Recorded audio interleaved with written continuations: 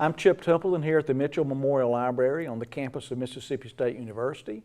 We're here this weekend to celebrate the 18th annual festival here for the Charles H. Templeton Sr. Ragtime and Jazz Festival. That's a mouthful. Yeah. The archives here at the library can be seen during the week if you come on campus and visit Monday through Friday here at the Music Museum. But for this weekend, we have 6 wonderful world-class performers here, and I have with me one today. So this is T.J. Muller from St. Louis. Welcome. Thank you. I thought you were going to say we also have T.J. Muller. No. No. This is your second visit to our festival. Yeah. We had you here just a few years ago, and so we've had a lot of requests to have you back. So thank you for wanting to come back to our thrilled event. to be back, yeah. Okay. So we just want to have a good discussion and let our audience know a little bit about you and a little about your background and what you might be doing here at the festival as far as entertainment and so forth, and let's just see where the conversation goes for a few minutes. Of course. Okay. Yeah.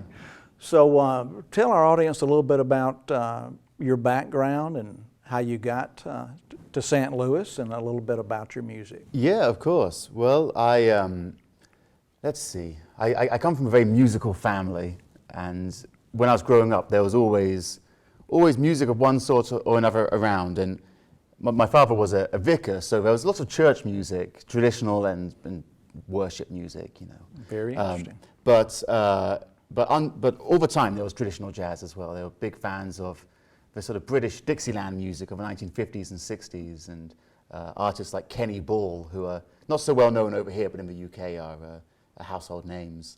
And so I grew up in that environment, but also in a very musical family that played instruments, and we had a family band, and we would play for church outings and church events, and I played the trumpet. I picked it up when I was about 5 or 6 years old, and my dad wrote me out an arrangement of 5 foot 2 Eyes of Blue, and somehow he figured it out so it only used about 2 or 3 notes, because I'd only just started playing, but he sort of figured out, oh, if you just keep playing this note, it will work with the chord. And that was my first attempt at playing traditional jazz, and I've only added a few extra notes since then. Okay. But it all grew from there, and I began to independently love the music. I got my first ever record was a compilation of Louis Armstrong's music, and I slowly started to learn those pieces, and at the age of 11, some neighbors took me to see Jeff Barnhart, who is the director of this festival. And that's right. And I bought his CD, and I learned every track on his CD, and eventually, when I was old enough to start my own working band, I started a Dixieland band, and it was through playing in that band that I met an American band who were on tour in the UK. We opened up shows for them. We played in Newcastle and in Camden in London. And at the end of the tour, I handed the band leader a CD of my music, not to try and get a job from him. I was hoping he would give some feedback, but he offered me an audition actually in his band. So I packed up literally 1 suitcase and 1 trumpet case. I spent all my remaining money on a flight to America, and I came over here just suitcase and trumpet in hand, and I got the job, and I signed a 3-year contract.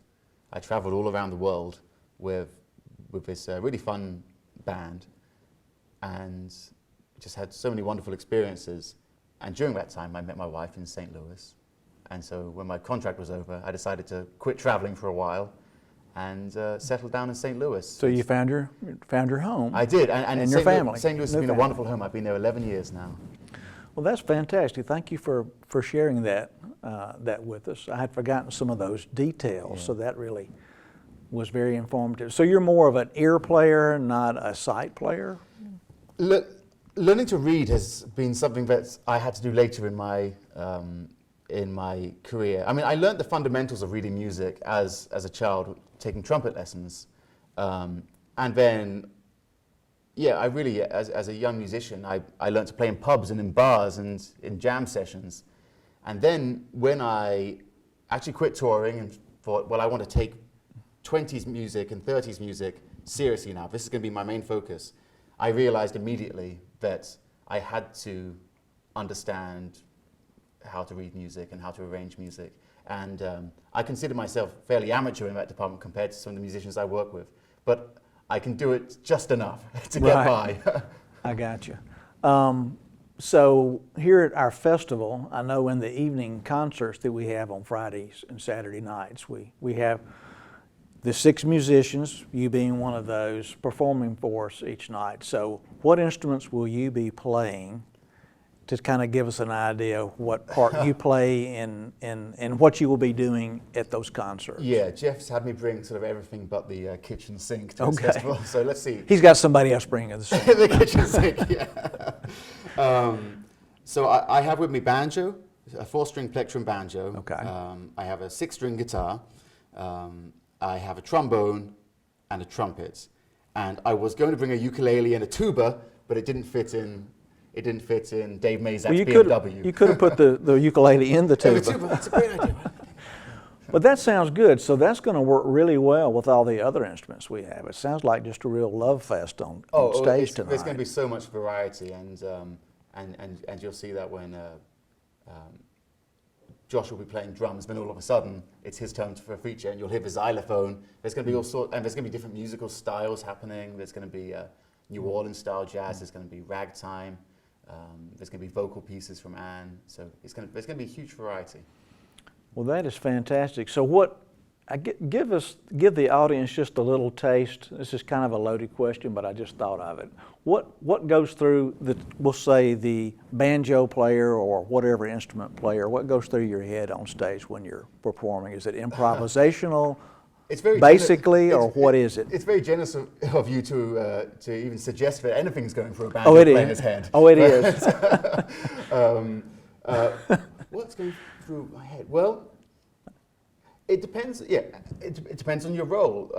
Now, when I'm playing trumpets, as a trumpet player, most often I'm in a position where I feel like I'm trying to assert a lead line, or I'm in a role of leadership in one way or another. I'm trying to direct the band musically through the way I'm playing. But as a banjo player, I'm part of the rhythm section, and my job is mainly one of support. So I'm listening to the other members of the rhythm section. I'm trying to make sure that I'm blending well with them, and that I'm playing as true to the beat and the feel of the tune that I can. I'm also listening to the lead player, whether it's a singer or a flute or clarinet, as it will be as well. I'm trying to make sure that I'm providing the type of accompaniment that I feel like they are seeking. And then the last thing that I do is I think, now how can I add my own style and personality into this? Because that's it. After all, it is jazz, and a big part of the excitement of it is you hear those individual voices. And so I'm thinking on a given piece, where am I going to put those little things that, if I were listening, would make me smile, And so you're thinking of all those things at once. That's very well put. So you're playing your part in the band based on if you need to be in the background or the foreground or wherever to add that personality that's your style. Yes, without into it. Without pulling away from anybody else's expression as well. That's an important distinction as well. It's a group exercise. Exactly. Yeah. Absolutely. Well, that's really good. Before we wrap it up, give us an idea. I know musicians are superstitious about saying what tunes they're going to play for whatever, but could you give us sort of an idea of what type songs our audience might hear if they came to the concerts? Well, yeah. Speaking for myself, I have a vague plan. I haven't quite decided yet what I'm going to do. So it's going to be a little bit of a surprise. I have a vague plan. I know one of the nights I'm thinking that I'm just going to sing some ragtime era songs. In fact, I think I might have even pulled all the sheet music from a Templeton collection. Oh, that would be nice. So I'm thinking of doing some pre-1920s ragtime songs. And then I thought, since it's 2024 now, I was thinking about performing some songs from 100 years ago, from the year 1924, and giving those a try. And outside of my own selections, I know there's going to be some fantastic New Orleans style jazz being played by Lewis Ford. I'm so excited to That's have very him exciting. here. That's going to bring a I'm- different. whatever I'm asked to do on the bandstand with him, I will be delighted. Whether it's guitar or banjo or trumpet, I've never worked with him before, and I'm very excited to hear him play. Well, that's very good. Well, thank you for taking time to speak with us, and we look forward to hearing you perform tonight with the other team members, and it's just going to be a blast. So, again, this is Chip Templeton from the Mississippi State Library here, and we invite you to come out for our 18th annual Charles Templeton Ragtime and Music Festival at 6:30 p.m. Starting at 7 p.m. Thank you.